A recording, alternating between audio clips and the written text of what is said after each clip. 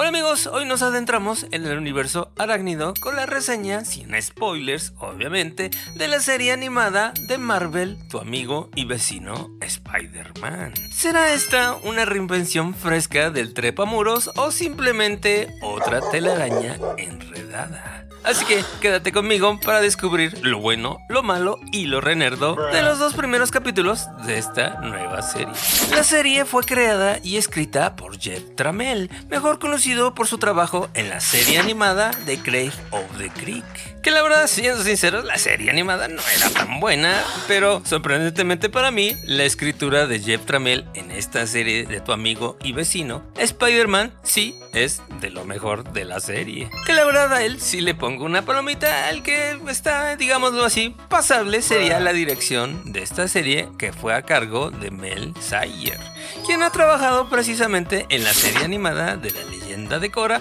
y se nota más o menos ese estilo entre comedia y acción que está también bastante pasable. Y en cuanto a la animación, fue una colaboración entre Marvel Studio Animation, así como también el estudio japonés Polygon Pictures, los cuales fueron conocidos por su trabajo en Ajin y Knights of Sidonia, que la verdad, siendo sinceros, no son muy buenos, pero al menos digamos que la animación tiene su encanto ahí un poquito, digamos, modesto y rinde un homenaje bastante bueno a los cómics clásicos del Spider-Man de los años 70s y 80s. Que eso a lo mejor a los chavos rucos como un servidor nos va a parecer bastante bueno, pero a la gente más joven francamente no les va a parecer absolutamente nada atractivo. Así que en pocas palabras, la animación viene siendo un tanto meh. Muy bien, dicho esto, pasemos a lo bueno. Es maravillosamente nostálgica la serie, como dije, además que tiene esa esencia del ser adolescente, del clásico Peter Parker,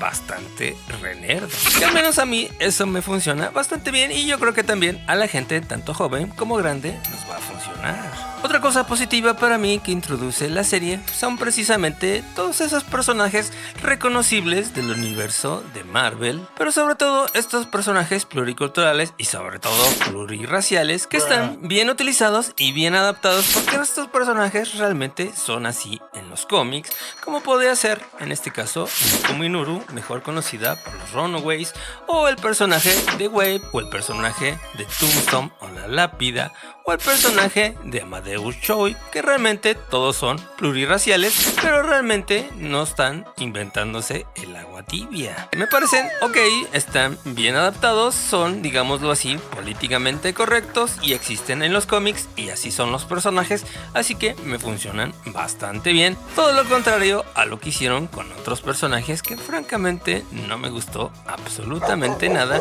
no solo el cambio de raza, sino hasta a veces cambio de género, como lo que hicieron con la Doctora Connors o en este caso Harry y Norman Osborn. Que la verdad, amigo, no había la necesidad porque, como dije, ya tenías esos personajes diversos y políticamente correctos, así que estos personajes clásicos debías haberlos dejado como son. Que seguramente aquí me dirás, pues es un universo alternativo, renerdo, tranquilo, pero sí, la verdad no me gusta tanto y sí me parece demasiado woke esta serie. Y esto realmente sería el único pero que le veo a esta serie, pero de ahí en fuera me parece bastante aceptable, inclusive también la dinámica entre Peter y Norman Osborn como mentor y aprendiz le añade una capa de complejidad que no hemos visto tanto en las anteriores adaptaciones. Muy similar a lo que pasó en el UCM con Tony Stark y Peter Parker, pero en este caso en una versión un tanto oscura y a la vez un tanto interesante, así que hasta el momento para mí me parece que la serie va pasable. ¿O qué piensas tú?